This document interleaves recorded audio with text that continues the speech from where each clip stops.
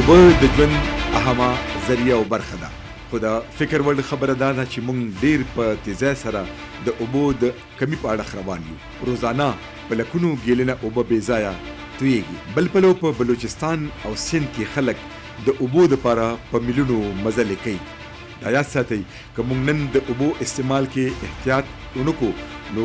2040 پورې په پاکستان کې د اوبو کمې خطرناک صورتحال اختیارولی شي. نو پکار ده چې موږ د اوبو په استعمال کې احتیاط نه کار واخلو.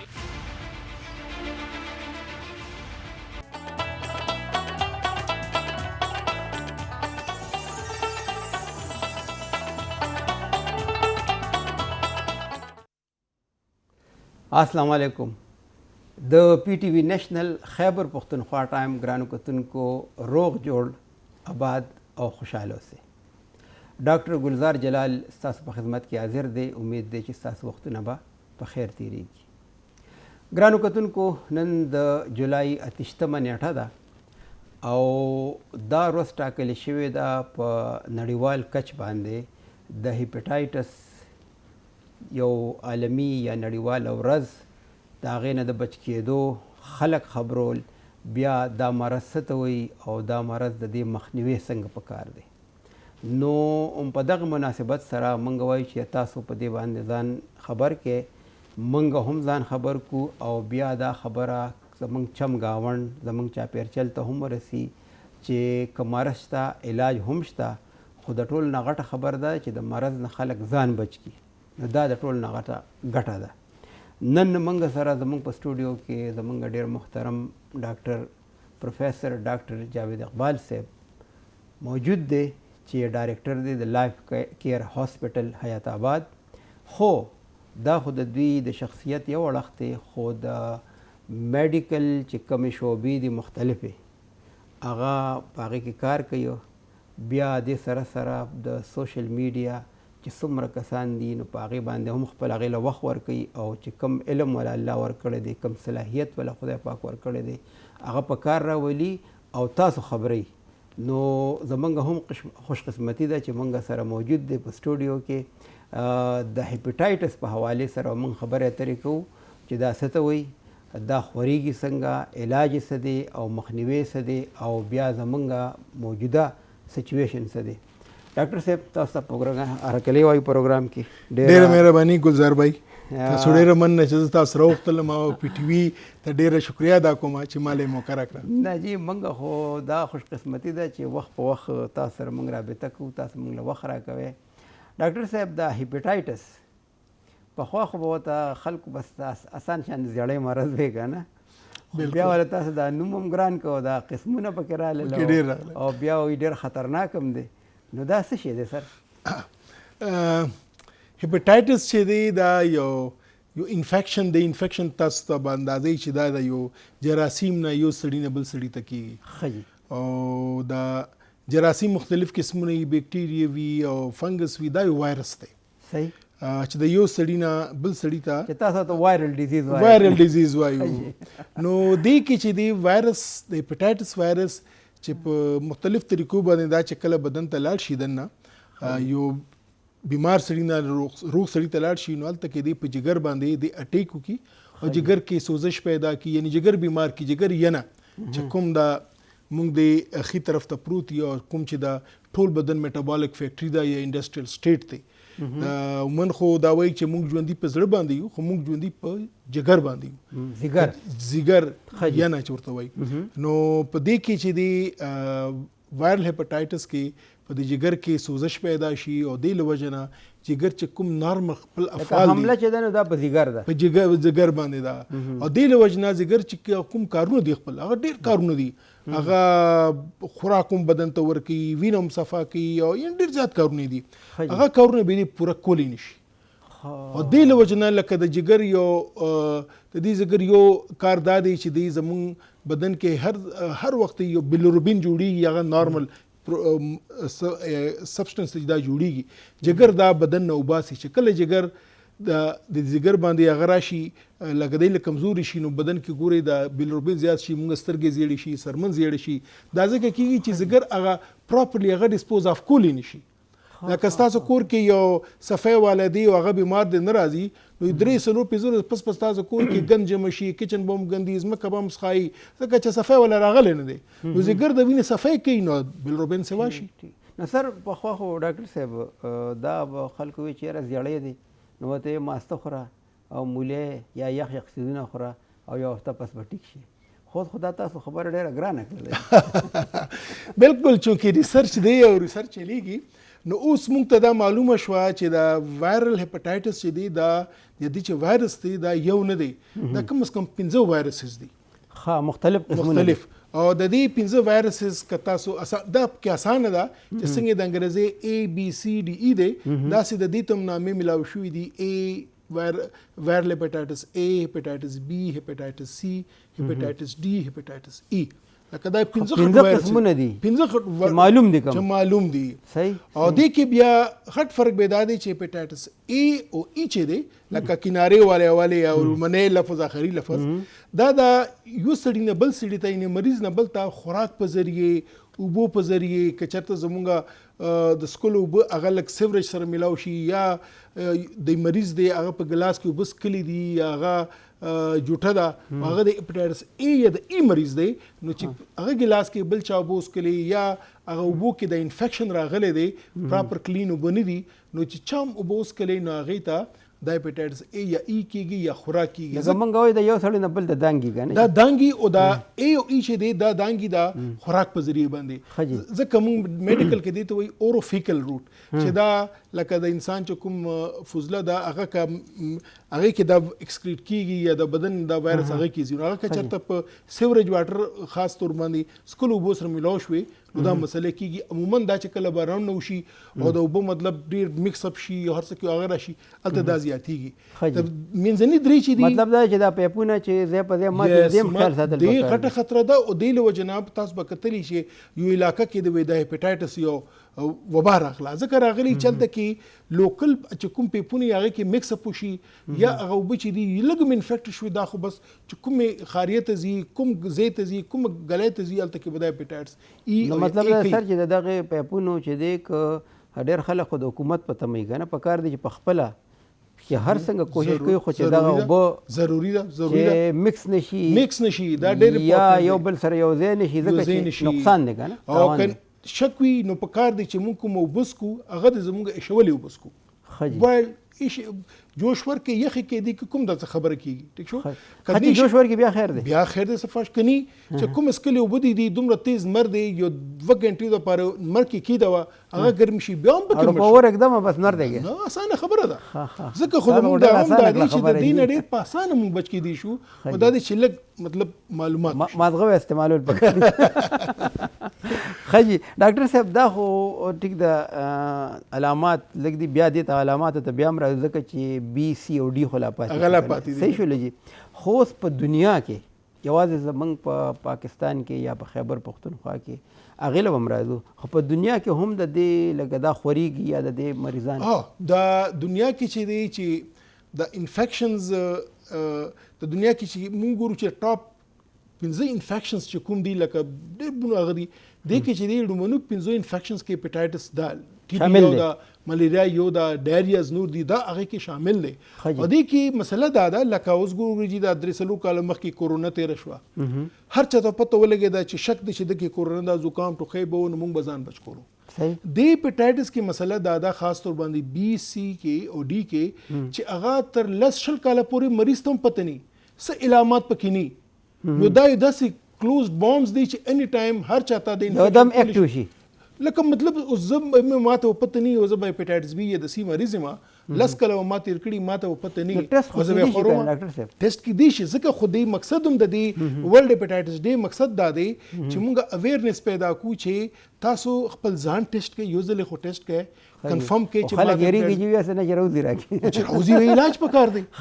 ځکه که دا وي او علاج یې ونه کړي نو خاص طور باندې هیپاټایټس B C او D دا خو جګر ته داسې نقصان ورکوي چې بیا د هغې نه ښه کېدل نشته او بدقسمتۍ سره چې موږ ته کله مریضان راځي چې موږ وګورو هغه دومره سټیج ته تللي چې هغوی بیخي مطلب او موږ چې تاسو وکړو چې تاسو هپیټایټس بی یا سی ټیسټ کړی دی وایي موږ ته خو څه پته هم نه وه، موږ ته څه مسله وه. چېرته عموما موږ ته چې کسان دوی دا خلک ویزو ته ځي یا چېرته کې نور سکرینینګ وکړي، وینه ورکوي، سکرینینګ وکړي، هغوی ته پته ولګي چې زما هپیټایټس بی یا سی دی چې ما ته راشي زه ورته یم چېرته نیکۍ دې کړې ده چې تا ته پته ولګېده. مطلب بس داسې یو ډبې د میلاو شو، هغې کې چېرته بم پروت چا په ورخیال شو، بس هغې نه مخکې چې هغه ډزوالي وي هغه چا بس هغه کو ډسپوز اف یې کو نو ته پرې بچ شوې.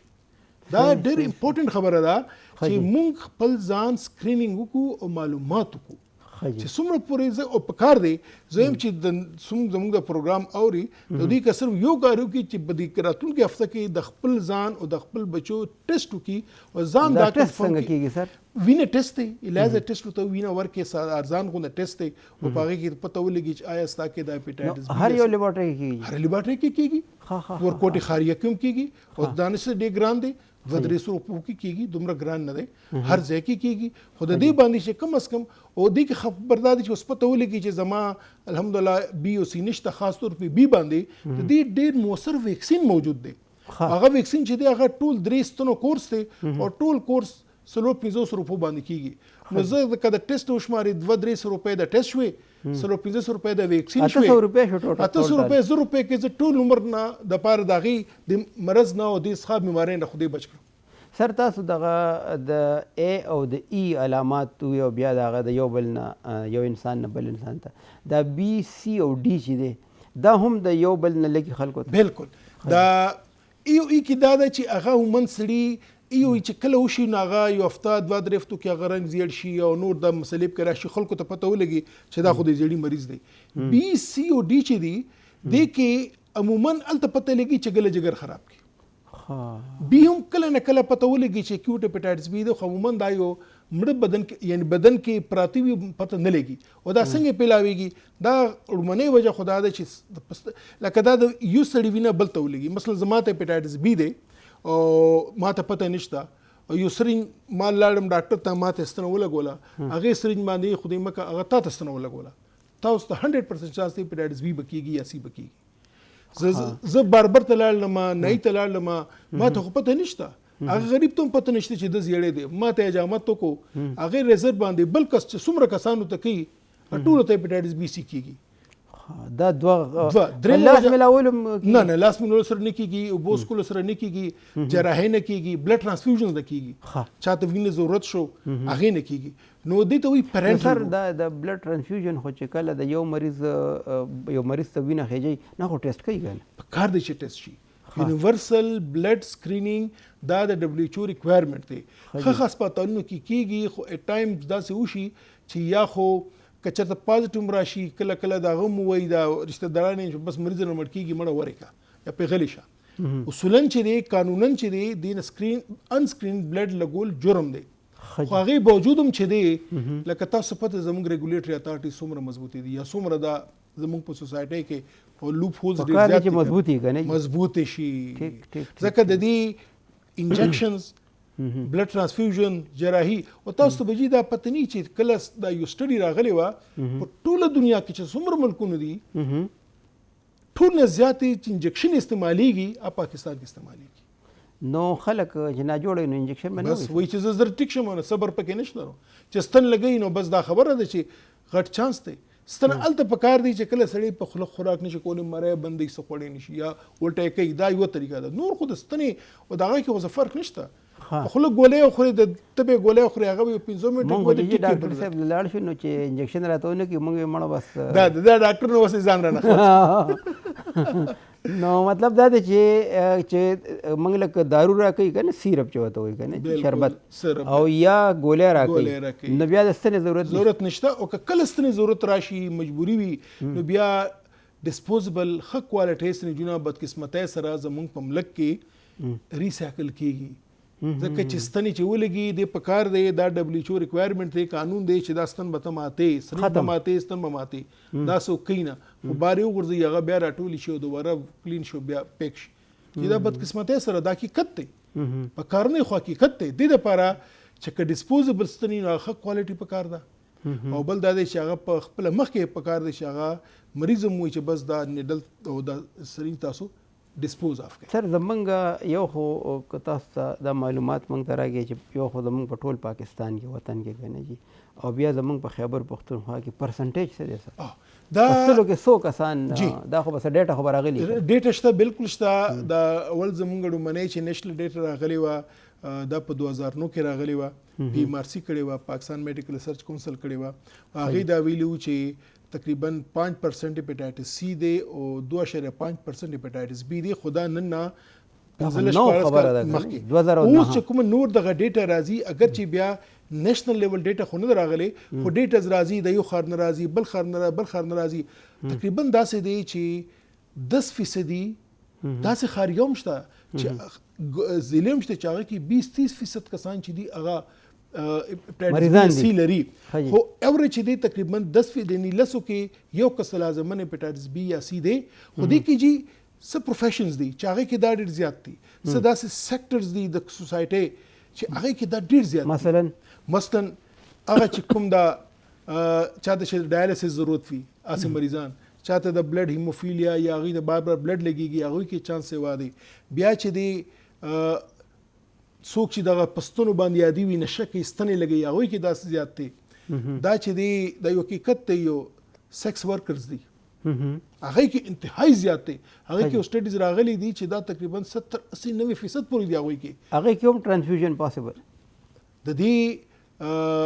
ملاب سره غټ هغه هم دی. دا یو وجه ده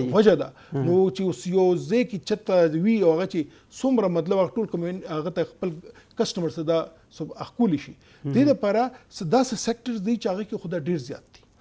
او اورال چې د 10% د یادومه دا یو اورال لکه هر څه ملاو کې نو چا کې بداسي چې بالکل بنی شک دو دا راځي. هپاټایټس سی او بی کې چې دی کا هپاټایټس سی د بینا ډبل سیوا دی لکه پرسنټیج ډبل سیوا دی سی زمون کې پی کې چې دی اوس چې کومه د ډیټا راغلی دا د هغه ډیټا مطابق تقریبا 8-9% هپاټایټس سی دی جنرال پاپولیشن سی هم ډېر خطرناک دی. یس د دواړه خطرناک دي او بی چې دی بی تقریبا 3-4% دی. خدا د جنرال کمیونټي خبر کوم دی کې داسې سیکټر شته یا داسې ضلع شته چې هغه کې دا انتهایی زیات دی یا داسې دی یو کور کې چا کور کې هپاټایټس بی یا سی دی هائی ریسک دی 80-90% ریسک دی چې هغه ټول کسانو ته هپاټایټس بی یا سی وي ټول فیملی کې ځکه چې دا ټیک دی هغه چرته یو ځای ته تللی وي یو ډاکټر نه به ستنې لګي یا دا ټوت برش دی دا که کامن وي نیل کټر کوي استعمالېږي یو ځل نیل کټر باندې نکونه کټ کم هغه لګ ما نه وینه ولګ ځان مې خوب کو او تاسو په هغه نیل کټر ځان خوب کو زما وینه ځان له ټرانسفر کړه نو د سوسایټي کې هم دا کیږي. بیا خزه خاون کې سر د خدای علاج هم د نیل کټر په کار دی چې په ډیټول باندې زر کلین په کار دی او چې چای هپاټایټس بی یا سی بیا خیر دی یس او چې چای بی سی دی هغه خپل بیل کې خزه نه خاون نه خزه ته سپیشلی هپاټایټس بی غټ چانسز دی لګي خجي دې د پر موږ وی چې چا کې خزه خاون کې چاته وي دا هغه علاج کوو چې چاته بیماری وي او چې بل وی هغه ته موږ لازمن ویکسینیشن کوو. خجي ویکسین هم شته دي سر هپاټایټس بی خو خبره چې تقریبا 95% افیکټیو ویکسین دی نو سر یو خدای کنه په خوا چې به څنګه هغه د بعضې بیمارونو د بچکولو دوی یا ډراپس یا ورکول نو د دې ستن دي ها د دې چې ستنې ولګوي نو خیر دی بیا هغه تک ایکسپوژر ته شو تاسو ته پریکو شو د هپاټایټس بی مریض والا یا مطلب تاسو سپاوس چې دی هغه یعنی خزه یا خاون کې چاته دی او بل پروټیکټډ دی خیر دی مثلا نشته خی مطلب دا چې فرض که سوګزان بچکول غواړي نو دا هغه ویکسین دوايان نشته دی ویکسین خو مضبوط شته ځکه چې د هپاټایټس بی خو ځکه ویکسین پکار دی چې د چا هپاټایټس بی تشخیص وشو نو دا هغه علاج هپاټایټس سی علاج چې دی هغه 3 میاشتې علاج دی دا ښه چانس دی دا ختم شي تقریبا 100% چانس دی 95% دا ختم شي. هپاټایټس بی چې دی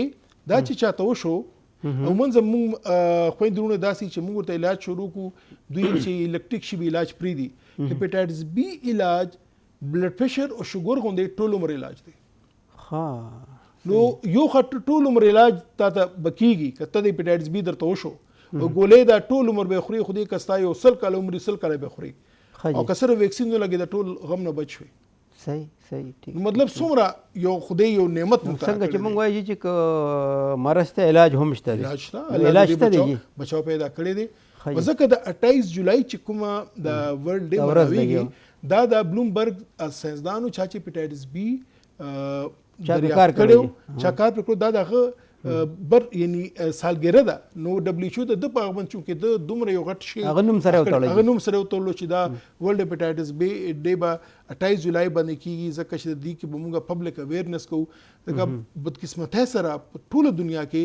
صرف 10% یا غینه کم کسانو ته پته شته چې زموږ ته هپاتایټس بي اسی دی. دا ټوله دنیا کې د مسله چې څوک سکرینینګ نه کوي یریږي یا وایي مړه دا څه شی دی. او چې کله سر اویرنس یو خو ټیک ده، دا مونږ خبره ترې کوو کنه که خلک اوري نو دا فایده ده. د دې نه علاوه پکار دی ګوري چې مونږه که څه بروشر دي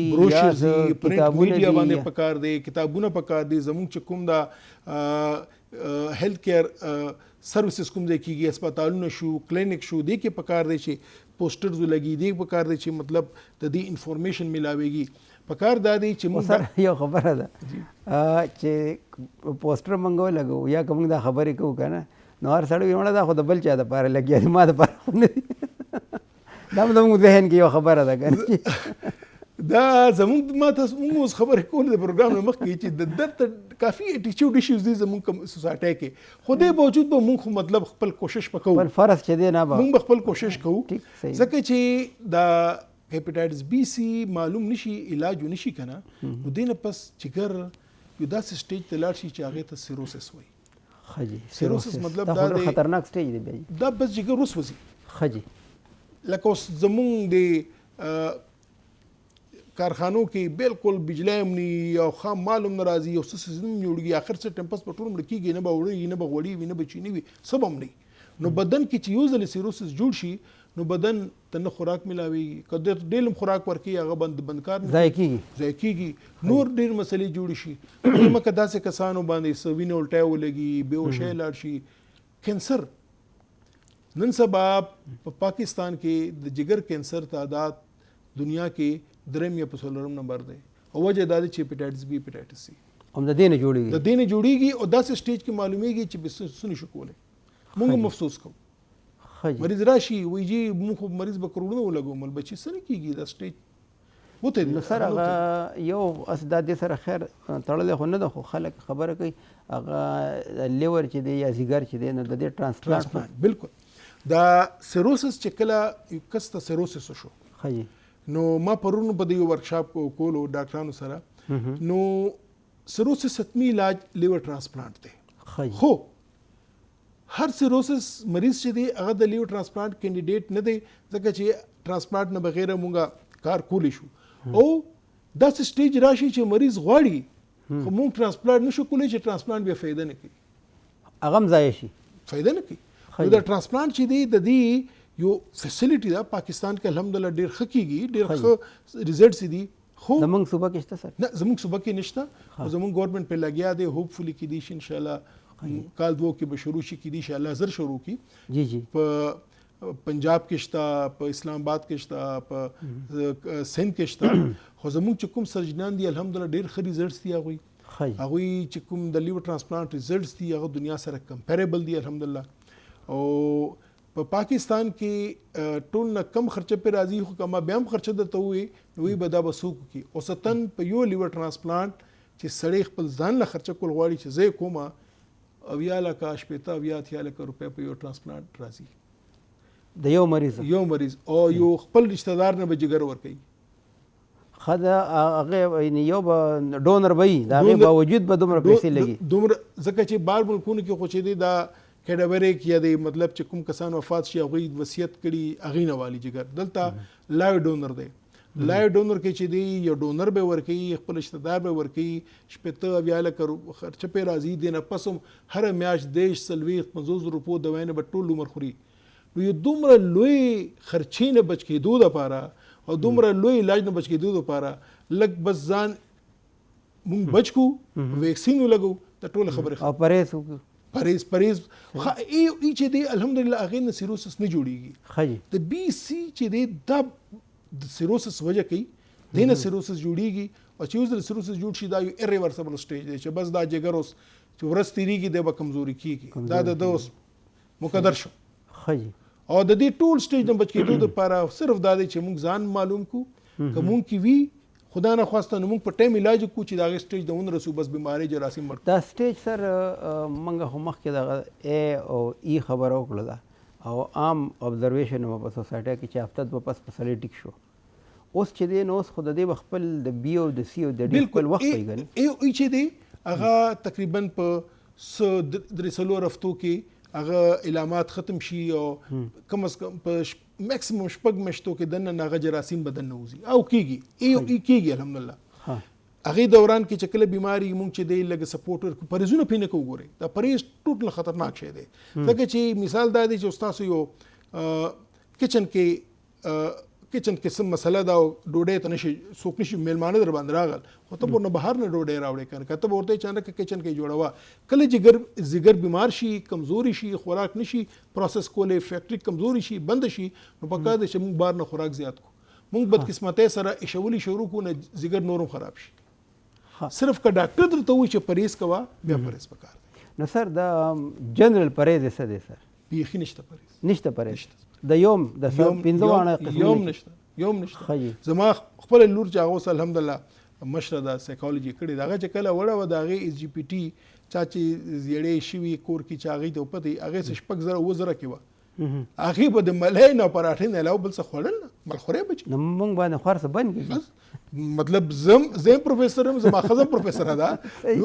نو لکه چې زه هغې باندې نه بندوم اکچولي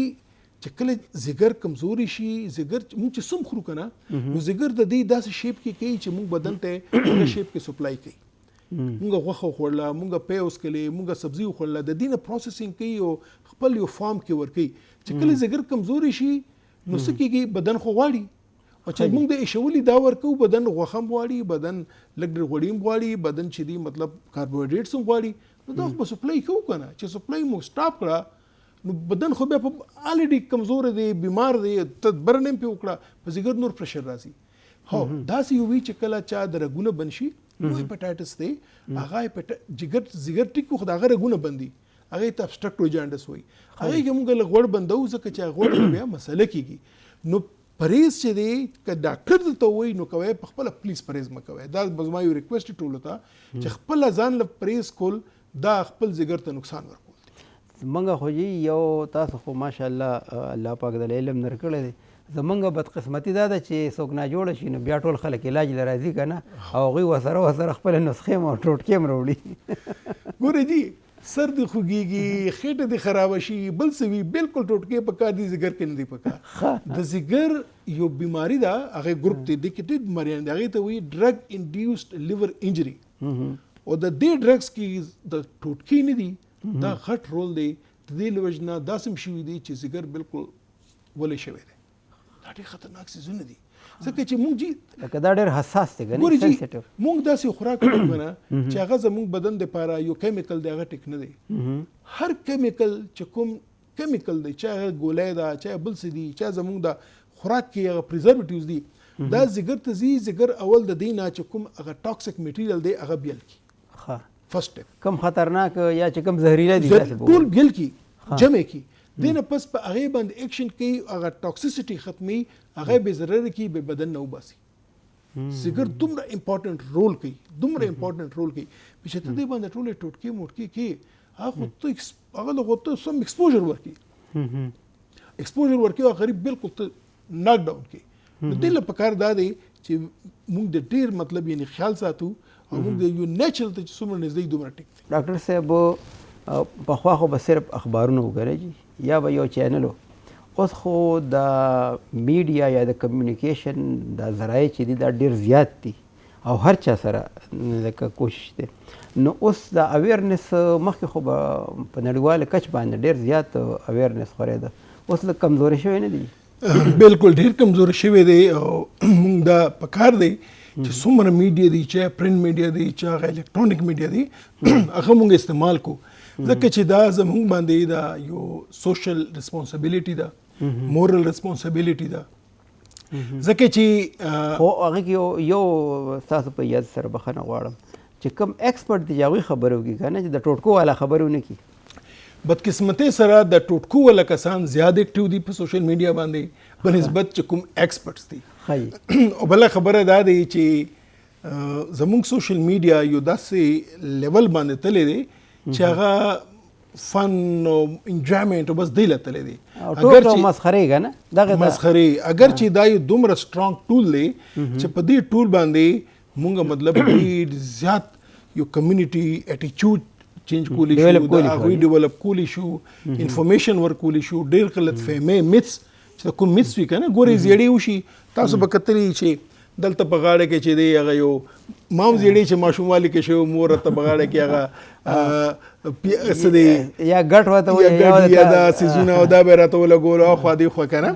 نو اوس هم دا کېږي ځکه چې دا میتس دي او موږ د دې نه راوتې نه یو. نو په دې نه خو په سبق باندې په ایجوکیشن راوځو که ایجوکیشن به راوځو، انفارمیشن به راوځو. او جی نن سبا د هغه بک نه زیات انفارمیشن یا لرننګ چې دی په سوشل میډیا دی ګوري جی ځکه چې په سکرین اوس سکرین تاسو هم ریکویسټ دی سر چې تاسو دا خبرې ډېرې وکړئ او ریکارډ یې کړئ. نو زه خو جی کوشش کوم تاسو سره هم زه شیر کوم په خپل یوټیوب چینل باندې زما چې کوم یوټیوب چینل دی هغه هم دا د هیلث اینډ پرسنل ډیولپمنټ او په د هیلث باندې انګریزي کې هم اردو کې هم پښتو کې هم زه کوم چې څه انفارمیشن یعنی چې پښتو کې ډېر وایه که نه ځکه چې دا زموږ اخلاقي ذمهواري ده چې څه دا نه چې هغه د موږ امپرس کو چې موږ خو ډېر غټ کسان یو نه ډېر وړې خبرې چې غریب ته عوام ته پته نه ډېر عام خبرې دي کومه غټه خبره یا ټیکنیکل خبره وکړه او دې کې به ډېر کسان ویل چې خو موږ ته خو د دې پته هم نه وه. خبر دا دی چې د میډیکل ساینس چې دی چې که نه دا زموږ د عام ژوند نه څه مختلف شی نه دی.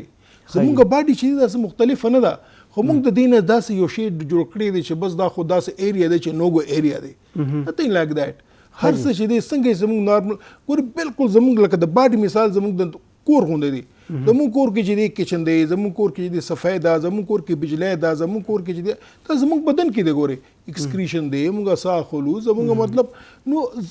د میډیکل ساینس چې دی دا څه ډېر داسې مشکل نه دی خو دا زموږ ذمہواري ده. ما سره چې څومره زما کولیګز دي زما مطلب ډاکټران دي زه به هغوی ته هم ریکویسټ کوم چې په کار دی موږ داسې په طریقې باندې دا انفارمیشن شیر کو عوام سره پبلک سره. څوک چې لکه څنګه موږ پښتو والا پښتو کې کوو، سند والا په کار د سند ژبه کې کوي، پنجاب والا پنجابۍ کې کوي، بلوچ والا بلوچۍ کې کوي. دا ریسپانسیبلیټي ده چې موږ چې دی دا انفارمیشن وکړو سمپل خبرې. موږ چې دی په دنیا کې ټول نه زیات جی هیپاټایټس سی او هیپاټایټس بی مریضان په پاکستان کې دي. په دنیا کې ټول نه زیات مریضان هیپاټایټس بی هیپاټایټس سی پاکستان کې دي. ټول نه زیات هیپاټایټس سی مریضان په دنیا کې پاکستان کې دي. هیپاټایټس بی په دویم نمبر دی ځکه چې چاینا د آبادی زیاته ده، موږ پسې په دویم نمبر. هر کال تقریبا 1 لاکھ کسان نوي مریضان د هیپاټایټس بی سی نه دی ترازی زمونږ په دې وطن کې په دې وطن کې کم از کم دا خو هغه چې چا ډیټا معلومه ده چې چا ډیټا نامعلومه دی خو لکه دې وخت زمونږ 25 کروڑ آبادی ده کم از کم 2.5-3 کروڑ کسان چې دی ته هیپاټایټس بی یا هیپاټایټس سی دی او دې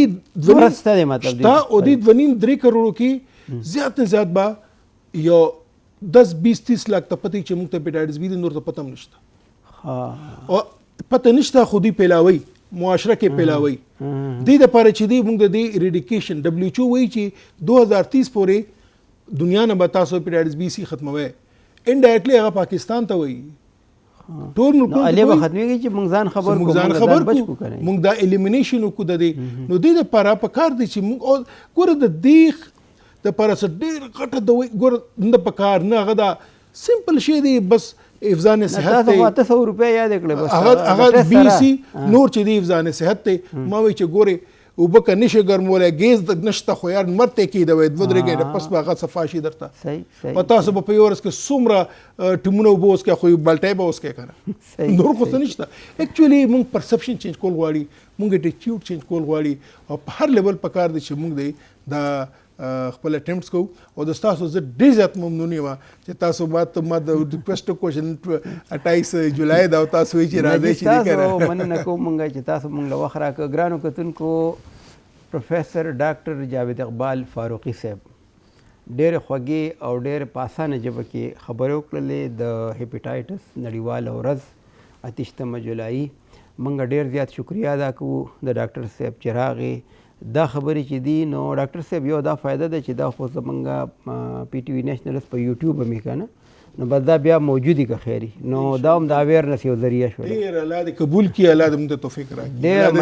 ډېره مننه ډاکټر صاحب ستاسو د راتلو او د وخت راکولو ډېره مهرباني. ګرانو کتونکو همدې سره د دې خبرو اترو وخت پای ته رسي. ډاکټر ګلزار جلال تاسو نه رخصتېږي. د الله په امان.